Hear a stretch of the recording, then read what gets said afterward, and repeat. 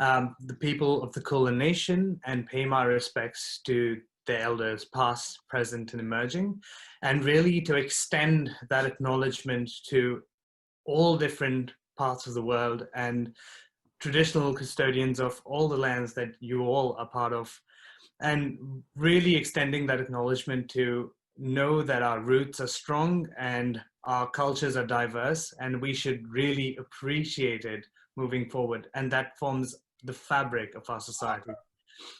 So before we begin, I'm just going to go over a couple of things regarding Zoom etiquette, some of the housekeeping things. So we urge that everybody keeps their microphones muted while the conversation and the discussion is going on. So we're able to hear the speakers out clearly without any interruption.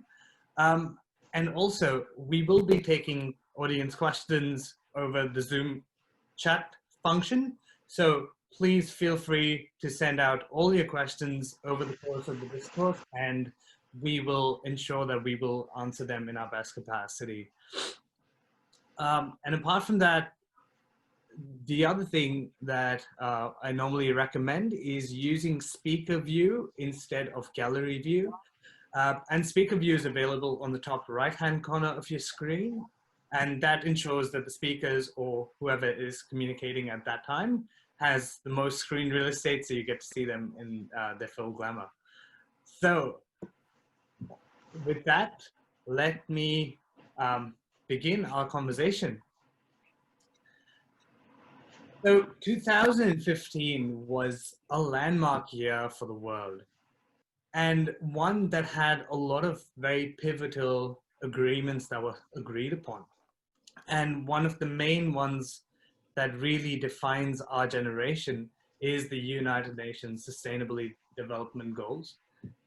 So 17 goals and 159 targets were agreed upon by 193 member nations of the United Nations, and really solidified the need and the vision for our future, so that we as a world, as a globe, as a single unit, work towards fixing a lot of the global challenges that are currently prevalent in our societies and communities, and really addressing key challenges to allow everybody to co-develop, grow together, and ensure that our future generations have a strong earth to breathe on. But that said, the United Nations Sustainable Development Goals was not the first time that sustainable development was actually addressed. So in 1987, the Brundtland Commission published arguably one of the most popular definitions of sustainable development. And sustainable development, as defined by them, is sustainable development is development that meets the needs of the present without compromising the ability for future generations to meet their own needs. And really contain two key concepts, which needs is essential needs of the world's poor, and the overriding priority should be given to them. And furthermore, it also idealized certain limitations of the state of technology at the time and the social organization of the environment's ability to meet present and future needs. But that has changed significantly comparing it to present day.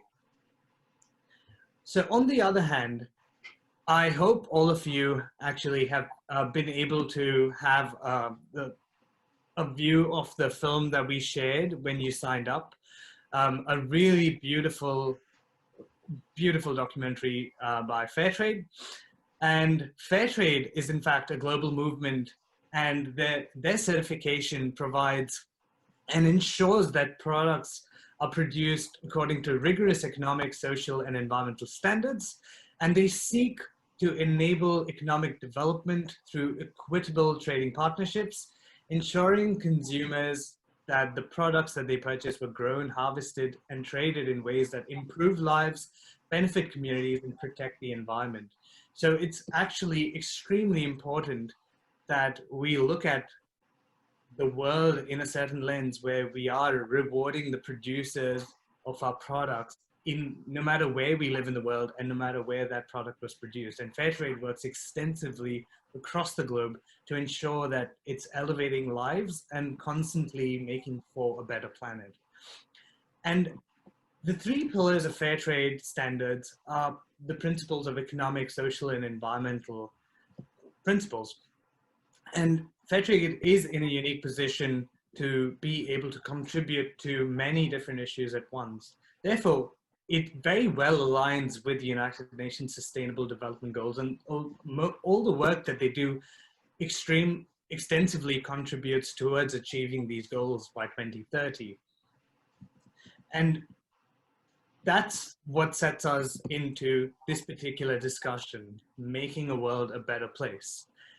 In this panel, we hope to touch on key issues that we might have understanding of and really extend that conversation to the present times that we live in, address, what are the key challenges during the pandemic and how we can go forward, developing into the future to contribute towards those goals that we set in 2015 and really extensively look at it from a macro lens as well as a micro lens to understand how each of us has an equally important role in addressing key challenges of the world and achieving big and pivotal goals such as zero hunger, education for all, gender equity, addressing climate change, and all of it rounds up to goal 17, which is maintaining partnerships and collaboration, because that forms the basis of any successful initiative. So with that, I would love, and it's with my pleasure to introduce our speakers. This is Dr. Zany Edwards, Sarah Morse, Nicole Lamond, and Molly Harris Olson. Before we start the conversation, let me just quickly also introduce our speakers. So let me start with Molly. Molly is currently the CEO of Fairtrade Australia and New Zealand and has served on the board of Fairtrade International for 6 years and even chaired the board for the final 2 of her term. She's been at the forefront of leadership for sustainable business and development for 3 decades, including roles as the director and co-founder of EcoFutures, an Australian-based international policy firm working on building sustainable strategies with business, government, and civic leaders, bringing them all under one roof. She was founder and convener of the National Business Leaders Forum on Sustainable Development, the president and CEO of the Natural Step USA, a not-for-profit environmental education organization working with business leaders, and the co-founder of Earthmark. Molly has been a member of numerous other boards, business leadership, sustainability initiatives, including, and something that I really enjoyed reading about, was she was also a part of the World Economic Forum's Global Leaders for Tomorrow. And in 2014, Molly received the Australian Financial Review and Westpac's 100 Women of Influence Award. She even worked with the White House under the Clinton government. So welcome speaker is Nicole Lamond. Calls over 3,000 retailers worldwide, and she's really extending that reach of fair trade products around the world. She's been an active champion of fair trade too, since the starting of Universal Village in 1999, selling fair trade tea and coffee to the Body Shop, and later importing the first teas from fair trade certified farms into Australia. In 2003, she was the founding board member of the Fairtrade Association of Australia and New Zealand, and is currently the secretary. She holds a master in entrepreneurship and innovation and has a passion for doing business with purpose. So welcome, Nicole. Thanks for joining us today. That brings us to Dr. Zany Edwards. Now, Dr. Zany Edwards is an architectural historian, an award-winning biographer, and a cultural heritage advocate. Zany has served on various lead roles, including the president of the National Trust of Australia in New South Wales. She is the chair of UN Women in Australia, the United Nations entity for gender equality and the empowerment of women. a trustee for Women's Plans Foundation, and also worked as the vice president for the Institute of Global Peace and Sustainable Governance. She was a committee member for the Australian Peacekeeping Memorial Project in ACT, and joined the United Nations Association in Australia in 2013, and retired in 2018 as the director for the UNAA's Peace Program. She's currently a Goodwill Ambassador for the Institute of Economics and Peace, on the management team of the Australian Council for Human Rights Education, and continues to actively practice and be a great advocate for architectural history. So thank you, Zeny, for joining us today, and welcome. Thank you. That brings us to our final speaker, and last but not least, Sarah Morse. Sarah is the former Young Australian of the Year in New South Wales and the Director of Unchained Business Services. Unchained is a for-purpose business that inspires Australian communities to be leaders of addressing modern slavery. 100% of Unchained's profits are reinvested back in social enterprises, providing meaningful employment for survivors of modern slavery and actively taking part and taking action on one of the world's most pressing challenges in supply chains of today. With over 25 years of humanitarian work experience, leadership, and cancer nursing, Sarah uses the lessons she's learned in all of these different realms to continue to inspire people with empathy, positivity, and purpose.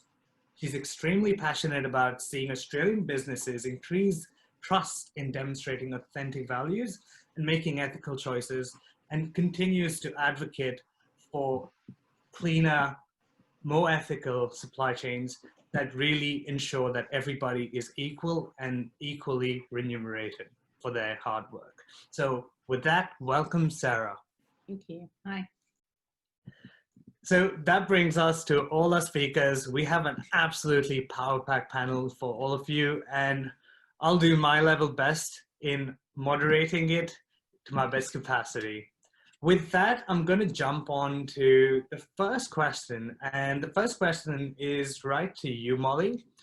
And what I'd like to ask about is, in terms of a supply chain of today, what does an ideal supply chain in the Fairtrade certification look like?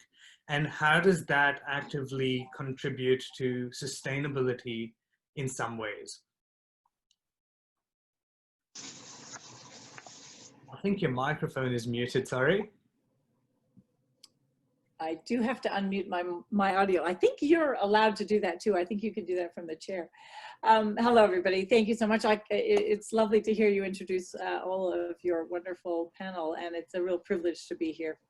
Look, what does the perfect supply chain look like? A perfect supply chain is pretty straightforward, because really all we're hoping for is that the value along that supply chain is actually shared reasonably with all the different players. And the most vulnerable, of course, are the ones on the farms that are actually growing the products, especially obviously in these agricultural commodities that we're talking about. And they're also the ones where the risks are the highest. So Fairtrade has structures that underpin trade in a way that enables producers to have a voice. So they're 50% owners of the Fairtrade system.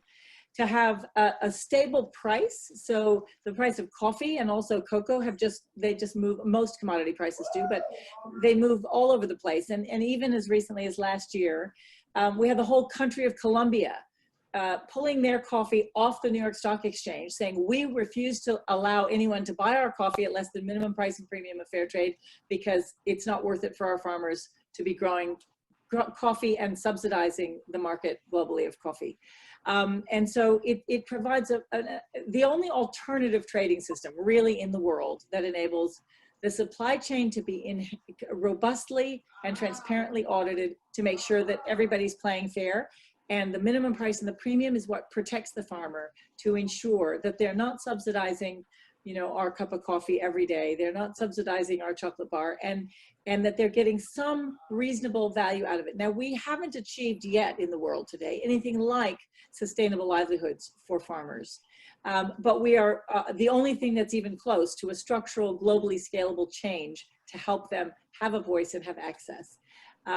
So I guess if you look at supply chains today, and it's great to have colleagues here that are working in modern slavery, because of course this is an issue that is really traumatic evidence of the fact that normal is not good enough. Normal is $150 billion every year in profits from modern slavery, 68% of which are in this part of the world. That's not a good normal. So in Fairtrade, we like to think that the solutions that we provide could be adopted by the whole world, and that if trade existed in that manner for everything we do in the world today, it would be an infinitely more sustainable planet for all of us living here today.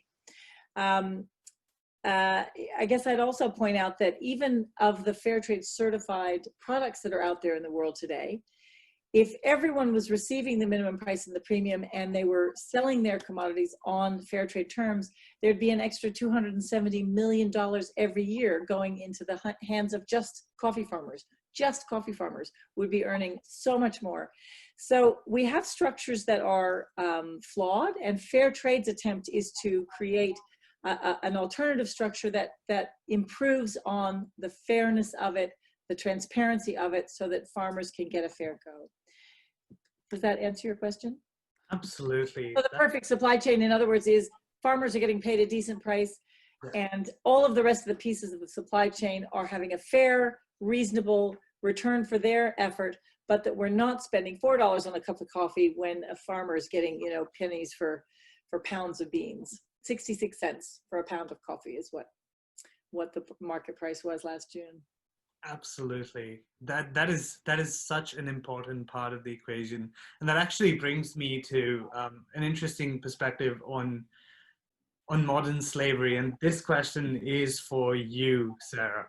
So while studying sustainability, I came across the Rana Plaza disaster that occurred in Bangladesh.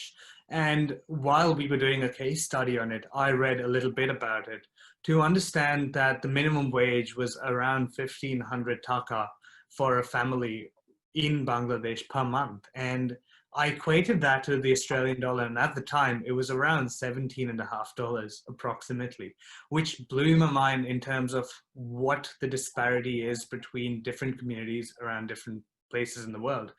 Whereas you have organizations that are significantly larger that are using them in their supply chain or procuring material from them. So in terms of sustainability and fair trade, and just in terms of how a supply chain of today impacts the world differently, what is the current view on modern slavery here in Australia, and how do consumers affect that part of the equation? Yeah, sure, that's a great question, thank you. As we know, there's before COVID, there were around 46 million people currently living in slavery in the world today. And by slavery, we're talking about the commodification of people for the purposes of exploitation and financial gain. So the Rana Plaza is a brilliant example of that, where around 1,100 people were killed and 2,500 people were injured, working in very, very cramped conditions. And actually the stories coming out of Rana Plaza were saying that the people actually left the building. They saw cracks appearing in the building and were scared, and so they left out of the building, and then the bosses were actually pushing them back in, and so people who had tried to escape were forced back into those buildings, and then they collapsed. And that's just one example of modern slavery in the world today. So we know that of that 46 million, 2/3 of those are in the Asia Pacific region, and 60% are in forced labour. And so when we're looking at supply chains, we're really looking at both the consumer responsibility, but also the corporate responsibility. Because I think, you know, both of them work together, with the consumers putting pressures on the corporates. But I think the ultimate responsibility can't be on individual consumers to actually make those choices. While we want to promote fair trade products, definitely, And, you know, as we just heard from Molly, the impact of consumers buying fair trade products is extremely significant. But what we're looking at Unchained is really from the other end, looking at the end of the corporate responsibility on supply chains. So if a company here in Australia is more transparent and more responsible for the slaves in their supply chain, they'll actually be able to impact a far greater number of people than individual consumers. And so that's really what we're looking at, is to help Australian businesses comply, first of all, with the Modern Slavery Act. But we don't want people just to tick a box and say that they've complied. We actually want people to be leaders in making an impact on modern slavery. And so part of what we do is actually helping companies to understand that by changing their policies and procedures, and actually looking at their supply chain as a whole, they can create a far greater impact. And then moving on from that, in terms of, you know, as we give our profits into the Freedom Business Alliance and actually helping people get jobs and recover from slavery and create meaningful partnerships with Australian corporates as well. So I think your question around consumers is important, and we all as consumers have to make choices every day. But also contacting the companies that we buy from and putting pressure on those companies to ask them, what are they doing about the Modern Slavery Act and what are their policies around supply chains? So I think it goes both ways, both the consumers making active choices, but also consumers putting pressure up on corporates, and then corporates making those decisions which are ultimately going to impact on those supply chains and, you know, and hopefully have a far greater reaching impact for the people at the grassroots level in those supply chains. Yeah, that absolutely answers the question. And that's, it is extremely important. Like I kind of mentioned earlier, where everyone plays a pivotal role in this equation, and all of us have a voice that we can assert to impact communities around the world that are going through tough times. And that actually, I wanted to tease out your perspective on this, Nicole, as well, because you're a Fairtrade brand. You run a very nice and successful Fairtrade brand and are an active advocate for Fairtrade here in Australia. So how does, in your experience, how does the Fairtrade certification help your supply chain, and how does that lead into a positive impact in a consumer society? Okay, so for Element's organic vitamin tea, so as you said, we're a mission-led business, and our mission is to help accelerate the world's transition to a living wage for all people. And we decided that fair trade system is the best way to do that, to be involved with that, because as Molly pointed out and you pointed out, it really is the world's most sort of comprehensive ethical trading system. So we're really happy to be a part of that. And it means that we can really stand behind the claims that we're making to consumers, and that we can give consumers a really singular, unified message. So that's really important that we've got that, and also that third-party sort of endorsement, having that label on the product is really, really important for that, for the consumer messaging. Absolutely. Absolutely. That sums up why one should look for a fair trade product or as a consumer, and why companies should be adopting the process a lot more to ensure people are looking at equitable partnerships, as opposed to one where, you know, you have absolute disparity between communities, even though they belong to different contexts. Yeah. There are other benefits as well to being part of that system, and a lot of them are more sort of nebulous, as far as having good relationships with not only our fair trade suppliers, but also with other suppliers and vendors that we deal with. It's sort of a halo effect for the company, if you like. So we tend to have very high levels of trust with all our suppliers across the board, and everything from packaging suppliers to shipping agents, customs clearance agents, So that really helps us in quite a few ways. And it means we put a lot of emphasis on having good relationships with all our trading partners, even if they're outside of the sort of dedicated fair trade system as such. So that really helps a lot, and we spend a lot less on lawyers' fees. Yeah, that's good. I guess if we all contribute in our ways at different levels, it does end up in having a much happier society as well, where we're all equal, we're all happy, we're all working towards a common vision. And that brings me to you, Dr. Zeny. So, given your experience with the UN and extensive experience in gender equity in different parts of the world, how does that affect the supply chains of today in different contexts? And how does that also impact, say, the Sustainable Development Goals? Thank you, Pavit. The Sustainable Development Goals, or SDGs, are interconnected. So, you know, they all feed on each other. So if one fails, then it sort of starts. Others need to take action to solve that problem. Now, someone talked about modern slavery. We are interested not just in women equality, in gender equality, but in child labor.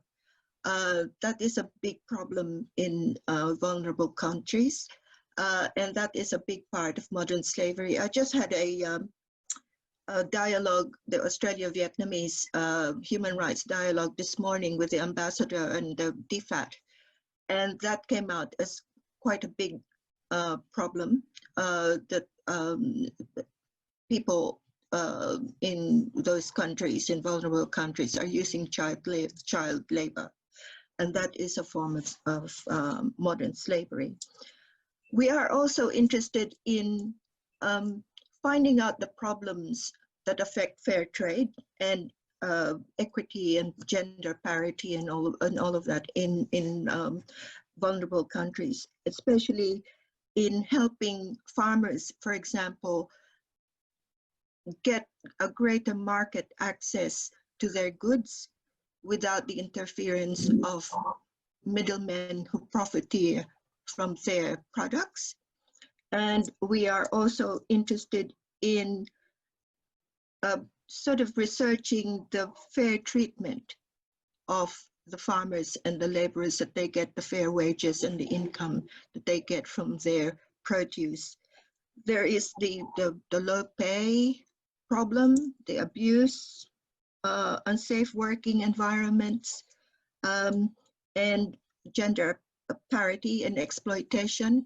That comes out, everything starts out quite well and good and honest. And then when one becomes productive, and the produce gets more successful, and the work becomes more successful, then the profiteers come in, and that is a problem, that the farmers and the producers get a fair treatment and get transparent, and that is what the UN is inspecting and making sure that everything is above board and nobody is treated unfairly.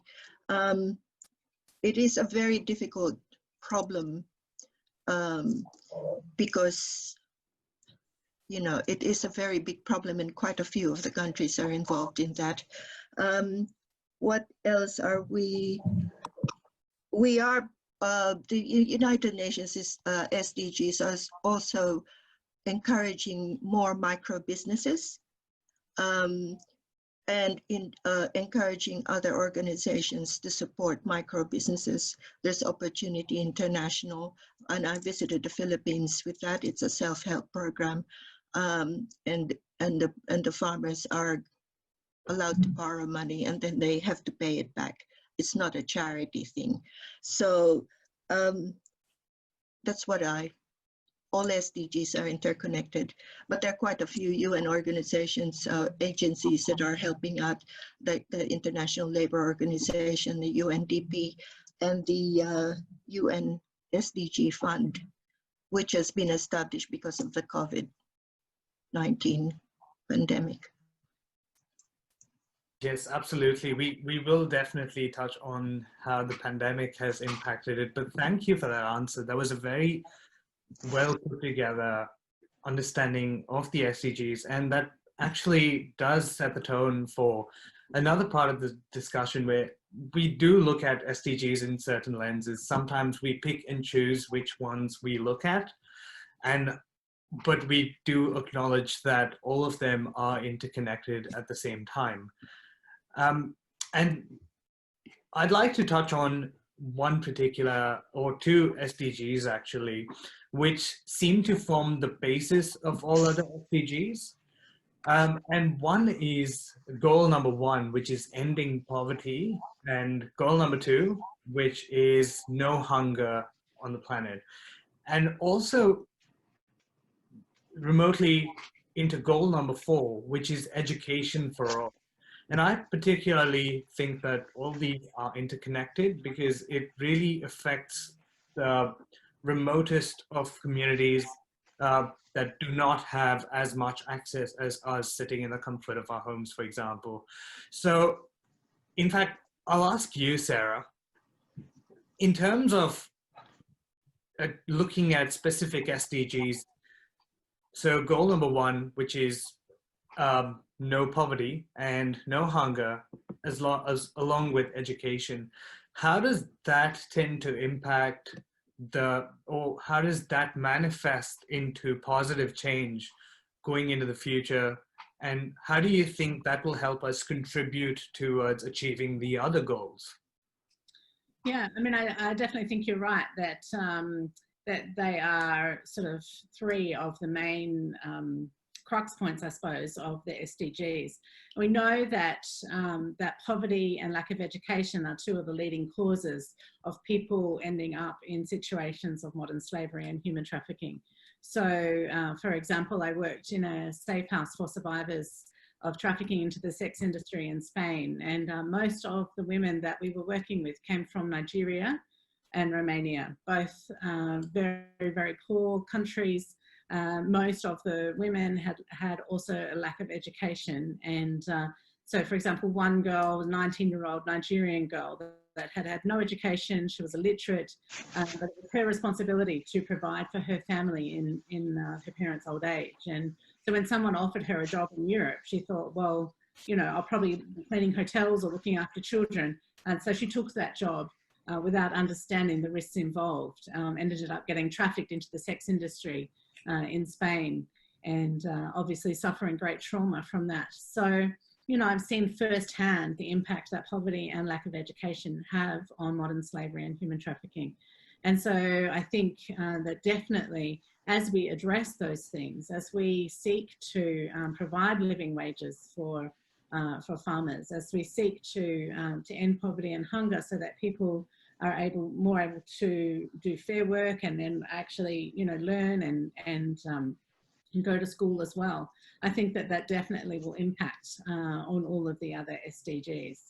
And yeah, we know that the statistics around those, particularly around girls getting educated in those areas, have lower incidences of modern slavery. So, you know, and we have a close relationship with Outland Denim in Cambodia, working, running a sustainable workforce there. And for many of the women there, you know, when they're asked, what is your greatest goal? What, you know, they don't want to be lawyers or doctors or things. What they want to do is send their children to school. That's their greatest goal. So to earn enough to be able to feed their family and to send their children to school. And so that their children might receive an education and take a step out of that poverty that they were born into. So I think definitely by ending poverty and hunger and allowing people an education definitely impacts globally on modern slavery. Well, that's a very well put answer. Thank you. I'll actually extend that same question to Nicole. In your experience interacting with producers in different parts of the world, how does this sort of notion impact your supply chain? as a business, and what does it impact in terms of materiality to achieve your business goals and act as a business that is practicing with purpose?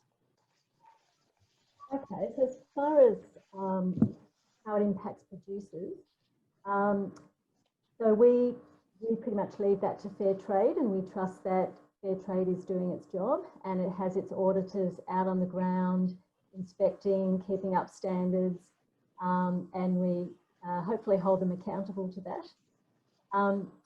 As far as supply chain, I was thinking while Molly was talking earlier, from a business perspective, we also want supply chains to be efficient and hopefully as short as possible, which can be good if it cuts out middle people who aren't actually adding any value to the product. So, I mean, that's one of the great things about Fairtrade, is that it does tend to shorten supply chains. So it does mean that more value can go to the farmers who do that absolutely incredible and important job of actually growing the food that we love to eat. So that's a big positive. Yeah, one of my most fondest memories actually of visiting Fairtrade cooperatives in China and Sri Lanka, visiting the schools and visiting kindergartens and seeing how much the kids are flourishing there. And you can see that they're, you know, they have materials, they have books, they have qualified teachers. So seeing that is really so rewarding from a business owner's perspective, to see that you're part of that. And that's one of the really wonderful things about being involved in Fairtrade, which conventional business owners miss out on. And I mean, they love speaking to me and my business partner, Julie Hirsch, about, you know, how we're making a difference, and people are curious. And that's really fantastic, because the press are also curious. So it means we get a few advantages on the side from being Fairtrade. I hope that answers your question somewhat. Yeah, absolutely does. And so that brings me to another perspective, and I'm trying to understand the impact of, or the voice that Fairtrade as an organization and UN as an organization. So this will go from Molly to Zeny. So in terms of advocacy and influence on businesses, as well as liaising with the government or governments, so to speak, in different countries, how does Fairtrade play a strong role in pursuing businesses and governments alike to adapt a more sustainable and more ethical model, and following the Fairtrade process or bringing its values to the table? So Molly first.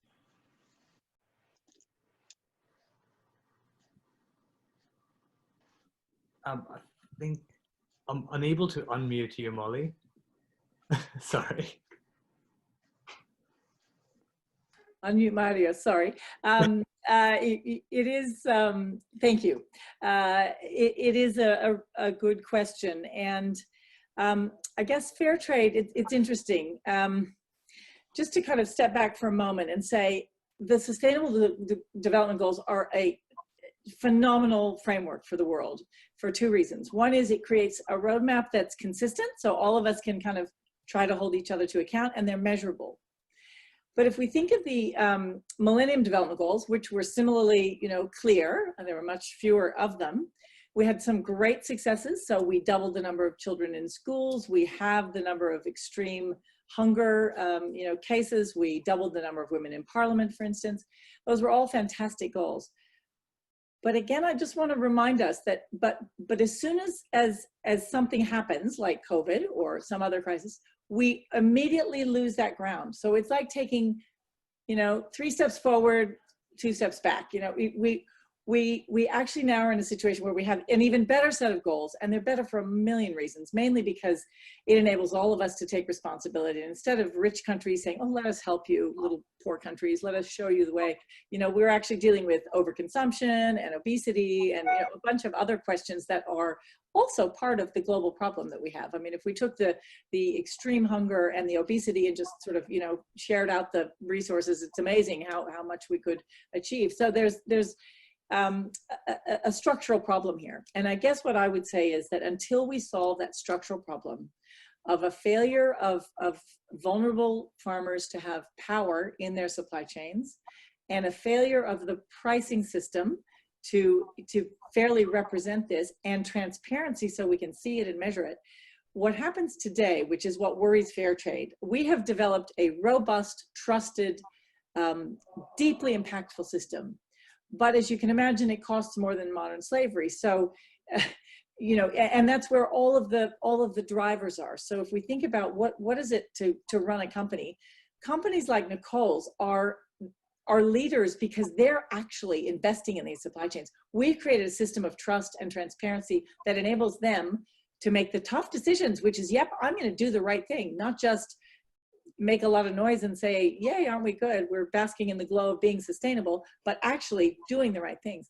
The Sustainable Development Goals are important because they have that measurable component, but they could be pushed back as soon as we hit the next pandemic. They can be pushed back as soon as, you know, it's very difficult for, unless we can address these structural problems, then the new normal is going to be just as bad as the old normal.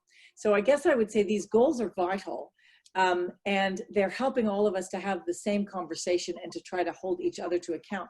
But actually, Fairtrade is almost unique. I don't know of any other system that is globally scaled that has the kinds of structures like minimum prices, premiums. I mean, Fairtrade was able to, the International Board immediately changed the standards of Fairtrade for COVID to enable farmers to access their premium for COVID-related protection, for COVID-related awareness, for anything they needed to keep their community healthy. There were no other producers in the world who had a safety net of any kind except Fairtrade producers. And that's kind of scary because we're only dealing with 2 million farmers and their communities.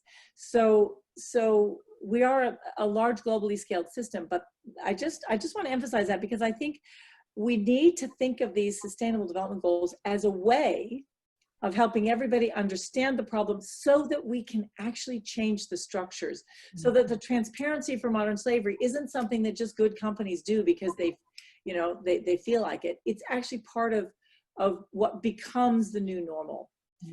So I want to emphasize that because I do think that it's really difficult. These are really difficult issues, and the Sustainable Development Goals are going to take us. They're going to help us a lot.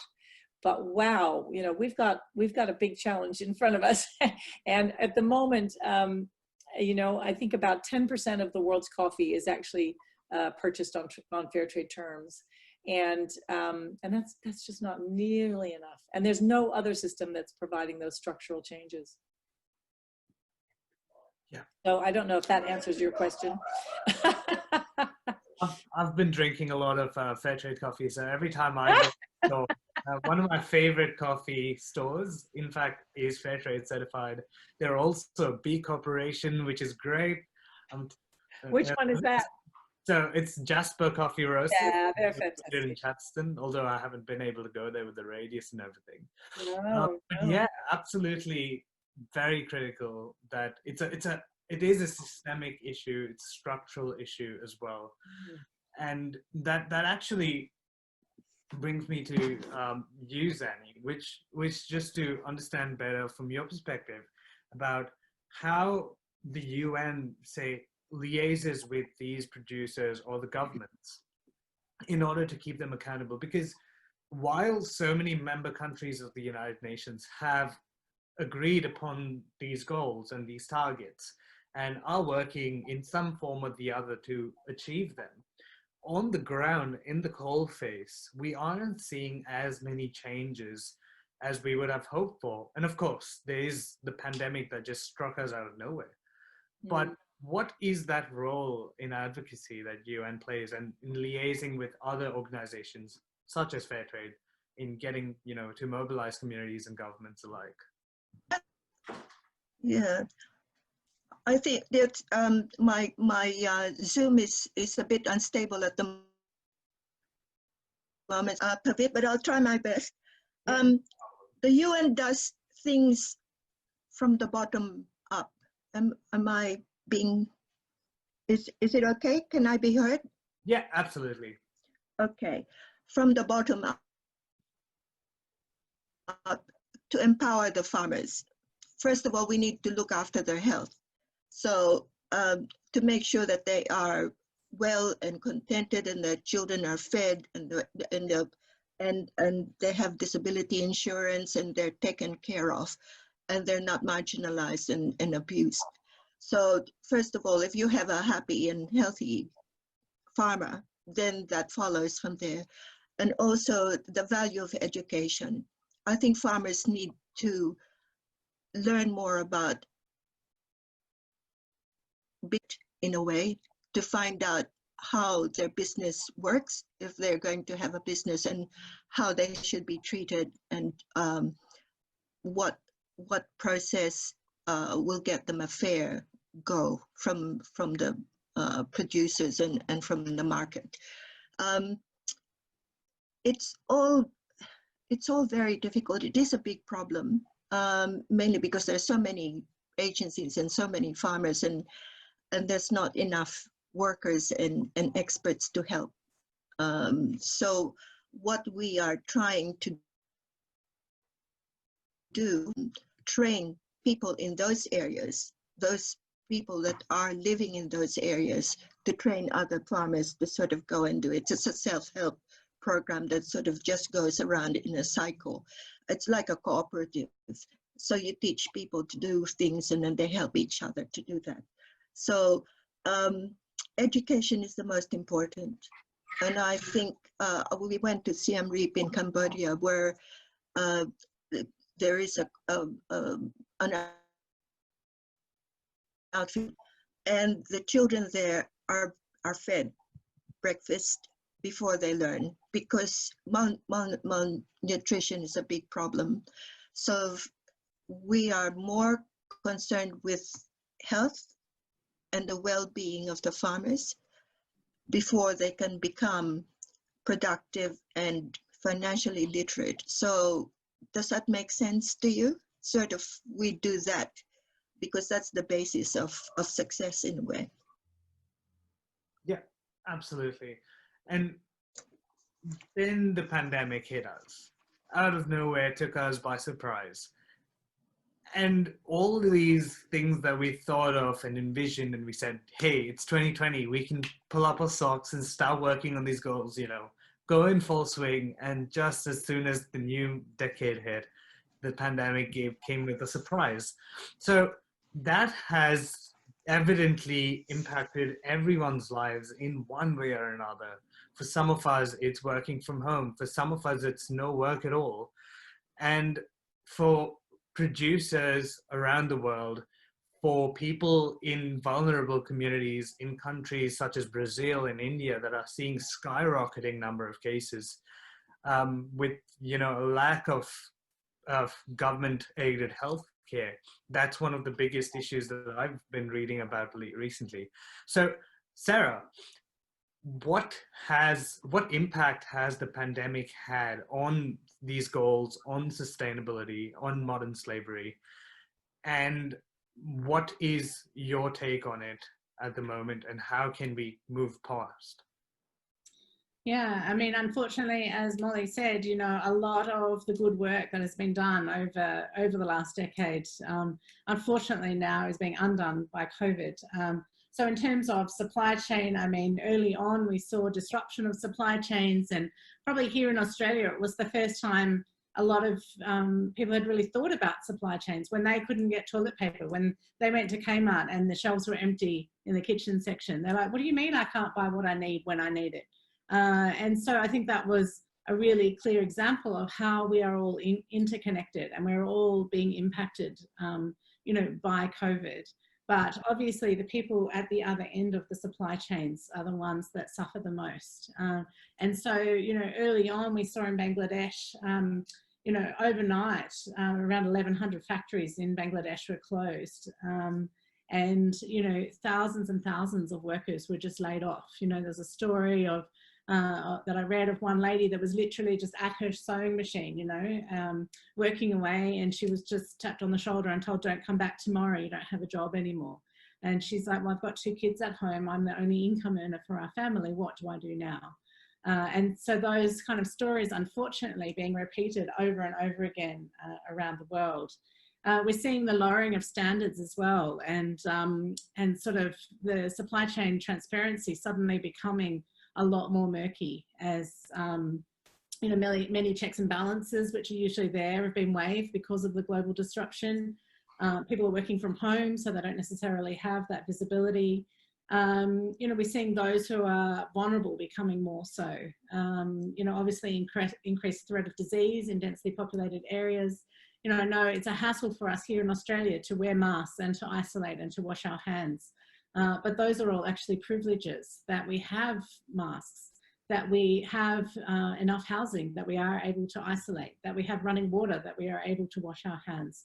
And in those countries that where poverty, is the norm and people don't have access to those basics, those people are being affected. We're seeing increased risk in certain areas, for example, in the production of PPE. So there's been a lot of talk on the news over the last couple of months about, that Australia needs more PPE, we need more gowns, we need more gloves, we need more masks, which is true. And as a nurse, it's something that, I believe in very strongly, that we need to protect ourselves and our workforce. But there was a story of one of the glove manufacturing plants in Malaysia who manufactures 60% of the world's rubber gloves. They'd actually been blacklisted by the United States because of their human rights abuses. They were known to have modern slavery in their factory and refusing to comply, and so they'd been blacklisted. And then all of a sudden, when we needed more rubber gloves, the United States lifted those sanctions, and they were just like, increased production 24/7. We need as many gloves as you produce. We don't care about human rights abuse. And so I think that's an example of how our supply chains here are affecting people there on the ground. And then just today I was reading about the greater social and economic implications in India. So for example, for people who have lost their jobs, we're seeing an increase in those families in child brides, of increase in debt bondage as well. So where people may have been free workers, albeit being for a small wage, at least they were free. They're now being, forced into borrowing money again because they can't pay their bills, and going back into debt bondage and having to send their children out to work to pay off those debts. And, we know that that when crises happen, that the traffickers are often the first people on the ground. The traffickers are resourceful, agile, fast moving, and so we know where people become vulnerable, they're also more vulnerable to human trafficking as well. So, I mean, I could go on. The impact of COVID on supply chains and on the people at the end of those supply chains is catastrophic. And I think looking at this end from Australia, I think it also gives us an opportunity of where those supply chains have been interrupted to actually reevaluate. It's an opportunity to have conversations with large corporate entities to say, look, your supply chain has been interrupted. You need to find new suppliers. So how about you start including the SDGs in your supply chains? Start now to be more transparent, to be more agile, to be more accountable in your supply chains. And so for companies where, their complete resources were cut off, looking at, well, if you can't source from those factories anymore, how about you look at more sustainable options, more where the workers are actually getting paid a fairer wage. So while the impact of COVID is catastrophic, it's also an opportunity here for us to reevaluate what we're doing in terms of our supply chains and how we can actually build towards a more sustainable future. Well, the government also has to have it more sort of transparent in a way. They have a big share of responsibility in the supply chain, if you know what I mean. And they really should open it up and give more opportunities for fair trade people to market their products without limitations. At the moment, the government is on a blame game situation where they're blaming each other for failure or whatever. I think we really need to get together to sort of encourage everybody to grow and make opportunities and to open up rather than restrict people, to make sure that everybody gets open to for success. Yeah. Yeah, that is correct. There has to be some sort of leverage that the government provides to ethically practicing organizations and cleaner supply chains. And that brings me to Nicole. I just wanted to extend that question to you and also just touch on one more thing, where what is the legislation or policy that supports you as a business or as someone who wants to practice with purpose, and what can change? Yeah, that's a great question. One of the bugbears we have in business is that we're actually penalised for being an ethical company. As penalised as far as paying fair trade fees, and there's a lot more friction involved in sourcing through fair trade than just going to any old supplier. So everything takes, a bit longer, everything costs a bit more, which means we have to work doubly hard to get a parity product on the shelf at a price that's competitive. I mean, I'm a big advocate for legislation and working through the tax system. I mean, the biggest driver for business and the things that drive business decision making are tax and legislation. And to me, I think that's the answer, really. Consumers can do so much, but really the onus isn't on consumers to know the ins and outs of supply chains. It should be put onto business, and it should be through legislation, because so much resources actually goes into trying to get business to do the right thing, whereas they should just be forced to do the right thing, really. So, I don't know how hard political campaigning is compared to, say, Sarah's approach of trying to get business to do the right thing.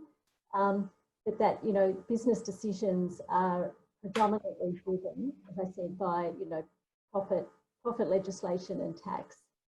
So I would like to see those levers changed to help drive the change that we all want, so that producers get a better deal and that supply chains are clean and fair. So yeah, I mean, that's basically our take, but we're working with what we've got at the moment, which is fair trade, which is a great, a great alternative at the moment.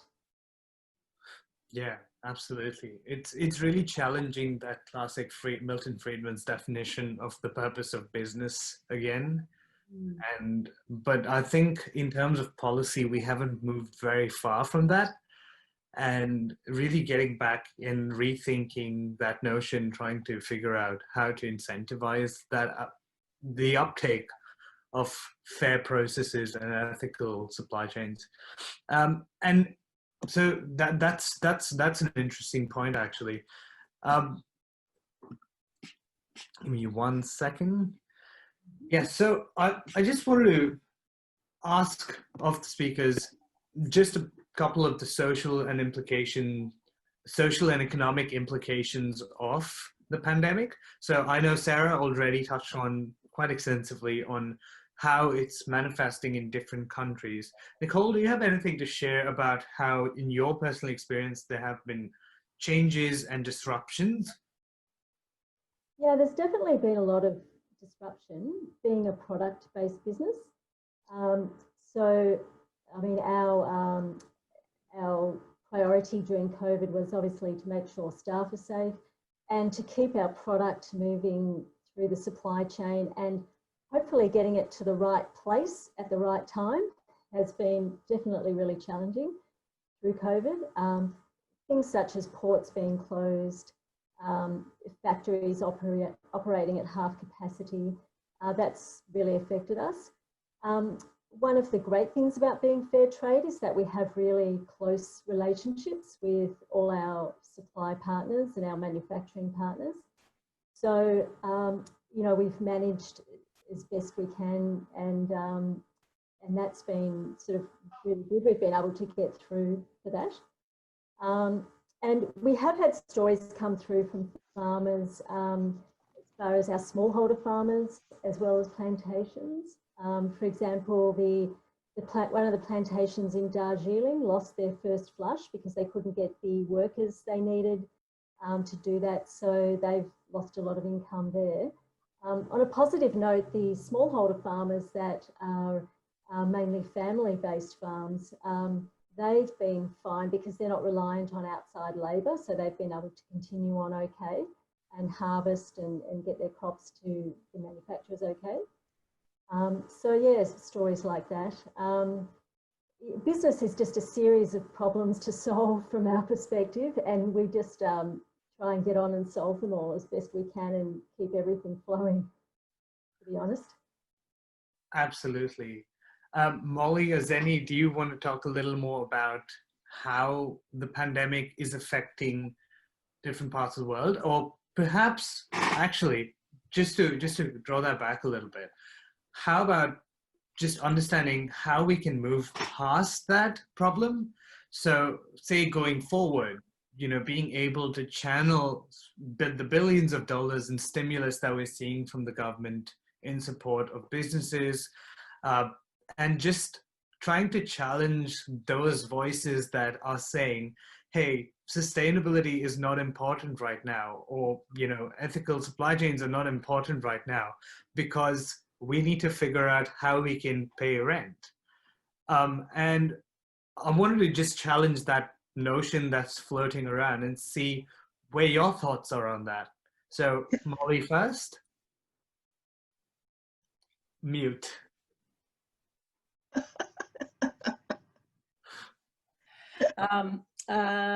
Thank you.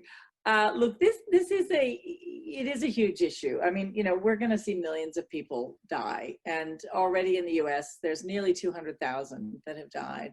That's particular malfeasance. But I think, you know, we have a global health crisis, and of course, as is always the case, the most vulnerable are going to be the most impacted. So we really do have to take the health crisis very, very seriously, and those of us who can wear PPE and do all the things that we can do and try to get it shut down as soon as possible really need to feel that deeply, because it's not just us. Someone's going to get on a plane and go to, you know, somewhere, and, you know, in all those countries where there is no social net and safety net, you know, it is going to just be absolutely ghastly. So we have to take the health crisis and the recovery of that very, very, very seriously. And we already know, as Sarah really beautifully explained to us, there is a humanitarian crisis that is, you know, already there. So, you know, in Fairtrade, we saw massive drops in the beginning. All of our licensees that are doing sales in retail or have good e-commerce and online programs are doing great. Cafes are diabolical all over the world. And we have, you know, some that are, you know, really hitting the wall because if they only have cafe, they're, you know, super duper elite cafe drinks and things, you know, it's very hard. So we're seeing the full spectrum in terms of the general impacts. But in terms of the opportunity, I mean, there's a couple of things to point out. One is that there's more than $9 trillion that are already mobilized to have stimulus spending in governments in the G20 almost exclusively. And if we use that money well to build things back better and to design a new normal with using the Sustainable Development Goals as our framework of what we're trying to achieve, then actually, you know, we could come out of this much, much stronger. You know, we could have simultaneous investments in you know, poverty alleviation and real investment in the kinds of things to support companies, not just to build another gas coal-fired station, but actually to invest in supply chains where they're bringing in, you know, products from vulnerable countries where their business.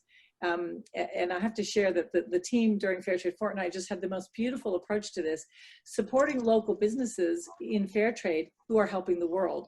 It is making the world better because you are supporting your local business. You are helping, you know, Australian, New Zealand businesses, Pacific Islanders, and you're actually making the world better. So we can invest that well, or we can invest it badly. At the moment, they're investing it quite badly. I think they've got a panel for their energy program, which is all made of gas executives. And, you know, there's lots of bad ways to spend this money, but we have examples and we know it's possible. So in the global financial crisis, South Korea stood out in the world as having most effectively aligned their global financial crisis stimulus packages with their sustainability, climate change, and digital transformation goals. And we know that digital transformation is going to be important for everybody. We need to make sure one of the great poverty problems is lack of digital availability. And if you're a kid right now and you don't have access to digital, you don't have an education wherever you are in the world. And you can guess that most kids in the developed world have access to the internet, and most kids, most places in the rest of the world don't. So, or a very narrow margin do. So we have an opportunity to do it well. We have to be putting enormous pressure on our governments to influence that and to say, we're watching. We want you to spend this on things that are going to actually address these issues with the Sustainable Development Goals, because they are a great guidepost to help us invest better in future. And our great hope, of course, is that we can build a new normal. You know, it's very hard. I mean, we're going to be in a, we heard this morning from a wonderful leader of sustainability, Jeffrey Sachs, who basically said, we are in a global recession, depression. We are going to stay in that global depression for a long time. It's going to be at least, he thinks, 2 years before we get a vaccine that works. So we're going to have to support, you know, we can't rush to the cheapest, lowest common denominator. We've got to actually support those companies that have multiple benefits to society and are looking at this from a modern slavery point of view, from a business development point of view, but with the recognition that a small investment is a huge impact. There was actually a program my son was showing me yesterday. It was Joe Stiglitz, who's the Nobel Prize winner for economics. And he was basically saying what the COVID thing is doing right now in the US is making the rich way richer, because the stock market is kind of going wham, wham, wham. So the top 1% is actually, you know, going that way. And even in the US, as we heard this morning, you know, there are a lot of people who can't put food on the table and who have lost their jobs as cleaners and as shop assistants and as all kinds of things, that cafe workers, and they're not getting the kind of support that they need. And there's really poor healthcare in the US. So the world has become this kind of, you know, giant divide. And this process and this whole COVID thing is accentuating that very badly. But what I think is that, you know, when you think about it, right now in the US, they're putting less than 1/6 of 1% into development aid. And that's shocking for a country that rich. I mean, this is part of, you know, the problems that we've got with the US right now. But actually, if we just started to think about what would it look like if the top 1% put 1% of their wealth into these things. What if all of us in the developed world just put 1% of our GDP into supporting these kinds of things? 1% of those two numbers would get us way, way, way past anywhere where we would have ever been before. And I guess the other thing is that, you know, these structural issues include bigger issues than we can talk about here. But one of the big ones, because of this 1% problem and with this huge diversity, is actually tax structures around the world and the tax havens, and the way that, just like trafficking, human trafficking and modern slavery, you know, the way money runs in the world enables, you know, criminal activity, and that is denying the world the reasonable resources to be able to address many of these problems. So I hate to throw that one in the ring because it is a big one. But Kim, you know, Kim organized the whole G20 and the C20 when it came to Australia, and a big part of that agenda was actually tax reform, and that was back in, oh God, I don't know when. Kim, you might have to tell me, 98 maybe. So, you know, these issues are on the agenda, but we can do it, but it's not going to be easy to do it. And it's going to require very, very significant pressure on governments, even here in Australia, to actually take seriously these stimulus investments. And it's going to take a watch group, probably like ACFID or one of those fabulous organizations that can help us track what's going on to actually see what sort of success we're having with that. It's a big job. Great. Yeah, Kim just responded for 2014. Oh, thank you, Kim. Where are you? Thank you, Kim. Oh, 2014. Oh, yeah. My God. It does feel like a lifetime in your defense. this year has taken so long to get to, what are we in, August? Right. That's right, I know. I've forgotten the fine line that existed between weekdays and weekends. They all tend to be the same sometimes. And working hours and a life. Right. But yeah, it is very interesting how I think today it was announced that Jeff Bezos became the first person to cross $200 billion in net worth. Whereas there are people who literally lost everything on the other side of the city, perhaps. What do you do with that kind of money? I mean, honestly, what is 1% of that? The mind boggles. You can't fathom. I mean, it does make you really respect the work that Bill and Melinda Gates have done all these years, because it is, you know, such an obvious thing to give back when you've taken that much from the world. Absolutely. And just also to share something with everybody, there is an initiative called 1% for the Planet, which does ask everybody to pledge 1%, and they partner up with organizations and businesses around the world just to ensure that it's a sort of new emerging framework. I'll just share the link so that everyone can go check it out when they That would be great, because I remember when they were getting going quite a few years ago, actually, they really, you know, have had a couple of efforts at this. I actually think now that we're starting to talk about the other end of the 1%, that it will get much more traction, and should really get traction, because it is insane. Absolutely. Zeny, I have a question for you now. I mean, and it really revolves around how we further progress out of this situation, or as we move forward, as we revive and eventually, hopefully, thrive. SDG 17, I feel, is so important, which is collaborative partnerships and working together. And really, especially with what Molly said about how we can channel the stimulus, how we can rethink how we invest all our efforts back into society. What are your thoughts, or where do your thoughts lie on what we can do? Thanks, Pavitt. Unfortunately, the COVID has restricted travel. Yeah. So the experts and those who are working for the United Nations and the World Bank and all that are restricted. They can't travel to these countries because of the limitations to travel, either from the other countries. And so travel is severely limited. I know my son works for the World Bank. Oh, wow. And he's in charge of the Pacific countries, and he can't travel. So he goes through Zoom, but there's a limit as to how much Zoom interaction you can do. You really need to be on the ground. And I think the solution there is to reallocate your resources to sort of enhance your in-ground services and your in-house training programs, and just delegate it to people who that's one of the sort of the processes that might be implemented now that while the COVID pandemic is going on. It's going to go on for another year or so, and I think the training of people who are already in the area by these experts, although it's long distance training. I think that's where it will go. Also, there is the UN COVID-19 Response and Recovery Fund, which has been established, and it aims to specifically support low and middle income countries as well as vulnerable groups who are disproportionately bearing the socioeconomic impacts of the pandemic.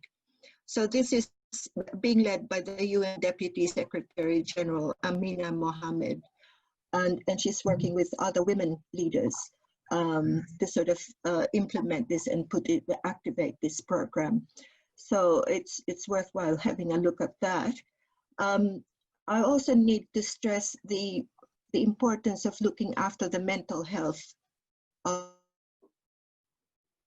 the because they are impacted, and this gives rise to domestic violence and all sorts of, you know, you become so inward looking that there's crime and there's abuse, and it's just going to be the next problem here. You can see it. I mean, the news today while I was waiting for this Zoom is people are shooting everybody. I mean, people are sort of getting into accidents and drugs and all. So that is a problem because of the stress and the health impacts will have a great sort of effect on everybody. Yeah, absolutely. It is extremely horrifying to see the news. And sometimes it's even important to take a step back because every day is almost worse than the previous sometimes. And there's so much happening in the world that looking at each individual issue is almost a whole initiative by itself, which is required to be addressed. And so that sort of notion, I wonder if it is going to help us look at issues collaboratively. And I wanted to think of, or ask rather, what are ways that we can influence businesses and governments today? Because one of the things, again, like I mentioned, is that nobody wants to allocate funds towards sustainability at the moment. There aren't, I mean, when I say nobody, I mean the majority goes back to the classical approach saying we invest in the free markets, they'll do that job, and then, you know, something's going to work out and eventually we'll come out of this successful. So time will help us and time's on our side. But what sort of support do you think will be most beneficial for organizations today and ethical businesses, purpose-driven organizations, to address these key challenges of the pandemic and to, while doing so, work towards achieving the sustainability goals, combating climate change, combating modern slavery, and all these pressing issues that we have aside from the pandemic. And I'd like to start with Nicole. Yeah, look, I think the Modern Slavery Act is a really good entree for businesses to start that journey of thinking about slavery in their supply chain. And I think it would be really beneficial if there was, I think there's some resources available, but if businesses were made aware of the legislation and then also how to change, how to adapt to it, and how to make sure they're compliant. I'm not sure if the government is providing assistance with that, but that would be a really good entree because it's a bit of stick and carrot. There's, you know, it's legislation, so immediately it'll get pushed up the to-do list because, you know, they're wanting to be compliant. It's a risk for them if they're not compliant. So that needs to be spelt out to businesses that, hey, there's this legislation. It's a risk to your company if you're not compliant with this. And, you know, it's something that people probably would like to be compliant with, just from a philosophical perspective. Most people want to do the right thing. It's just that it never makes it to the top of the to-do list because there's so many other pressing things you know, as you mentioned, like, you know, problems to solve, and they've got to get product here and do this and do that or whatever, manage staff, etc. But if it is legislation, then it gets pushed up the list. So I think that's a really good entree to get businesses to notice, at least. For COVID, I'm not so sure about really, because it's probably different for every kind of business on how they manage the fallout from COVID. But yeah, definitely the Modern Slavery Act, I see that as the entree for businesses. Lovely. Does anybody else want to add to that? Just in regards to the Modern Slavery Act, for residents of New South Wales, there is an urgent need at the moment for the New South Wales Modern Slavery Act to come into play. So as you know, we have the Commonwealth Act, which was passed in 2018. The New South Wales Act was actually passed earlier than that and was ratified and was then put on hold for review in relation to the Commonwealth Act. But it's due to be announced in September whether or not the New South Wales Act will actually come into play. So there's a petition, there's a link on our website if you want to go there, for New South Wales residents to sign a petition for that to be reignited again in New South Wales Parliament. So it shouldn't have to be rediscussed because it's already been passed. It's the recommendations of the review committee have already been considered, but it's an urgent necessity to actually get as many New South Wales people to respond to that as possible. So that's some proactive measures that we can take today in order to actually see that the New South Wales Modern Slavery Act come into play, because it's much stronger than the Commonwealth Act. There's penalties for non-compliance. It relates to companies who earn over 50 million instead of over 100 million. It includes the Modern Slavery Commissioner, a hotline. There's all sorts of resources available in the New South Wales Act. So we want to see that passed. So if you can just go, if Susanna's saying, can we share the link? But if you just go onto our website, unchained.net.au, there's a link on there, which people can follow to sign that petition. But you have to be a resident of New South Wales to sign it. But if you're not, you could at least forward that on to your networks and people that you know. Perfect. Thank you for sharing that. We'll definitely try to pull up the link and share it in the post-event group that we'll create. And I'll touch on that once we reach. We're coming close to finish, and I did ask a bunch of questions from the audience, but we have Dan who's put their hand up. So I'm just going to ask you to unmute, Dan, if you want to ask the question, or if you could just send me the question on chat. Thank you very much. Can you hear me? Absolutely. Okay. I thought I've sent a little post out to say we have a surprising good news story in relation to COVID in the Solomon Islands, an unexpected one. We've got I'm the founder of the social enterprise Coconut Pacific, which won the 2018 award from of the Ethical Enterprise Award. And we have a major project in the Solomon Islands, and the Solomon Islands has been hit by a invasion of a strange rhinoceros beetle, which has killed something like 75% of the palms around the capital. We have been converting those into charcoal. Now, and we ended up with an enormous pile of 600 bags of charcoal and saying, how on earth are we going to sell these? And then COVID struck. All the non-essential workers from the capital were sent back to their villages, and the people in Honiara suddenly realized that gas was imported, kerosene was imported, and then we had a social media campaign that said, well, try our smokeless charcoal. In the 3 months, we've sold all 600 bags of charcoal to the people in Honiara, and they're now demanding more and more. So there's been a complete change. And the interesting thing is that indoor air pollution of cooking on wood has been a fundamental health problem for the Solomon Islands. And now our extension staff going out to the villages and so on are teaching people how to make charcoal and cook on it. And this is a good story that comes out of COVID. So I thought I'd like to at least share one good story.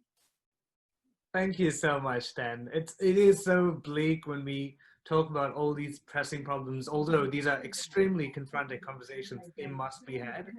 But your story that you just shared is something that is so refreshing to know that amidst all the chaos and amidst all the stress, there is the silver lining. And I think that is a great thing to think about moving forward, taking on from what we learned from Molly, Sarah, Zeny, and Nicole about how we can potentially focus our efforts moving forward from this pandemic, looking out, handling the funds and the energy that we should in the right directions. We can actually see a much more sustainable future for ourselves, irrespective of what crisis we hold on to at the moment.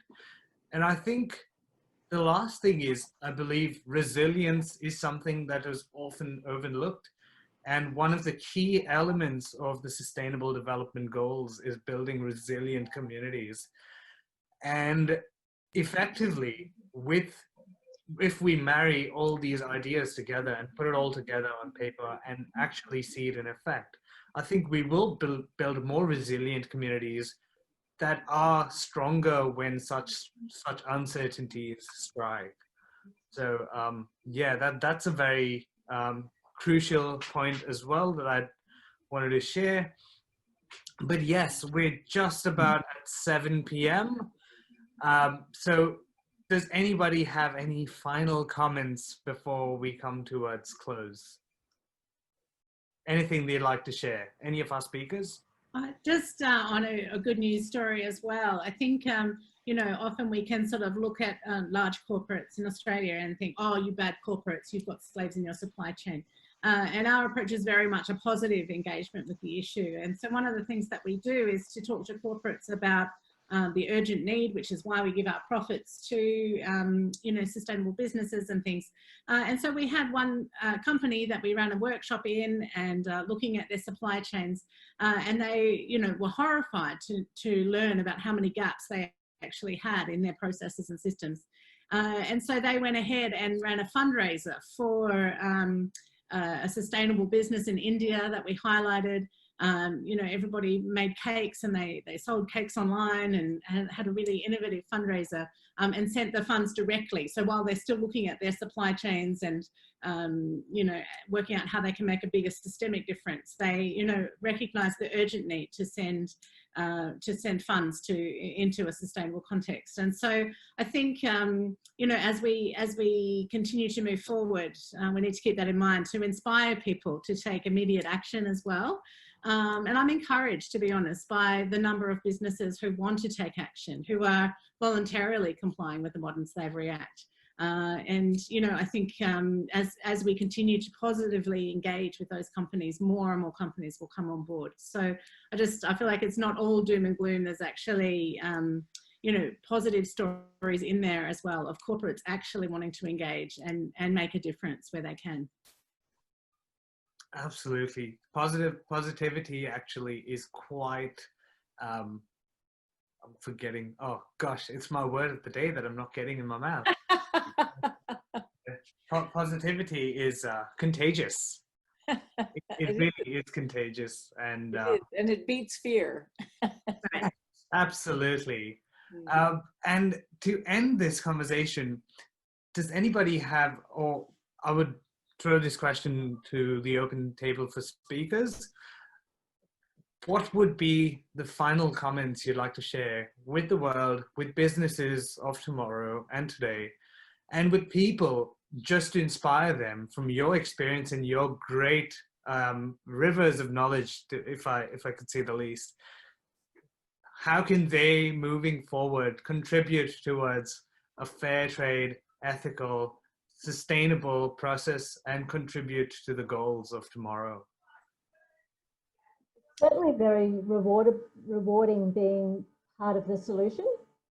And yeah, I just encourage businesses to take a step and then take another step, because every little thing counts and every little thing matters, from choosing, you know, carbon neutral paper to buying fair trade tea and coffee for your tea rooms. So yeah, just everything helps, that's for sure. And can I also add that we've recently launched our bourbon vanilla tea in Woolworths. So head along to Woolworths if you want to try Elements Organic Vitamin Tea. And also we have free samples available on our website. So you're welcome to go to elementswithano.com, and you can pick up a sample, and feel free to share the link throughout your networks. That would be much appreciated. It is such good tea. Thank you. Take Molly's word, and I'll take yours too, Nicole. Great. Going to my shopping cart right away. Yeah. Oh, but we're past curfew hours for the pickup, so probably tomorrow. And look, I'm happy to just share a final thought, and that is that I do think it's fascinating how this has changed our everyday. And one of the things people aren't doing is shopping for things that are not essential. And that's transformative. I mean, my hope is that the fashion industry, which is really one of the most destructive and scary industries, will actually have to completely rethink what it does, because it is really in a terrible state. But we really are going back to realizing what actually matters, and that time with our kids actually matters, and that wardrobe full of stuff actually doesn't really matter. And you know, it's amazing how you can get away with, you know, a very, very modest wardrobe when you only have to wear, you know, most people are in their dacky dacks and their jammies. So it is a really great opportunity. It's a golden opportunity, I think, for us to really think about what matters, both as individuals, as companies, as participants in the world. And there's also great evidence from a lot of good analysis out there that this isn't just my imagination. You know, EY, Deloitte's, they've all done studies looking at consumer trends, and people are starting to think differently and realize what they actually need, and the difference between that need and want, which has been blurred so beautifully by capitalism over so many years. So I would just say it is a moment when inflection and change is really possible. It's forced on us right now, but actually it's possible to take the positive out of it and figure out, what do we want to change? What do we want to do differently? And I think that is you know, is really being looked at by many, many people on many levels in personal lives and in businesses in different countries. So I'm hopeful that really will enable us to come up with not ever getting back to the old normal, but actually redefining the new normal and then creating the new normal, because we do know how. Absolutely. Redefining the new normal is where we should be and where we should be looking. And Zeny, do you have anything to share as a close? Yes, and I think we need to enhance the mindset. We're not just buying a quality fair trade product, we are providing a service to humanity. So that is the motivation. That is what I buy. I mean, I could buy the best coffee or whatever product there is that's being advertised. I buy the fair trade because I know that somewhere out there I'm helping a farmer. And to me, that becomes more important than just buying. It's helping, providing a service to humanity. To me, I think that needs to be promoted. Making the world a better place. Yes. That's a way to finish. And yeah, on that note, I'd like to just end on this statement that I just thought of when we would just to draw on all of these conversations, if we're paying a premium, we might as well pay that premium to make the world a better place, and might as well pay that premium not for a brand, a novelty, or vanity, but to ensure that somebody's kid goes to school, or someone gets to eat their meals 3 times a day, and people get to live under a roof. And it's not just the 10% of the world's population that has those 3 things. So on that note, thank you so much, speakers. Thank you, everybody who attended.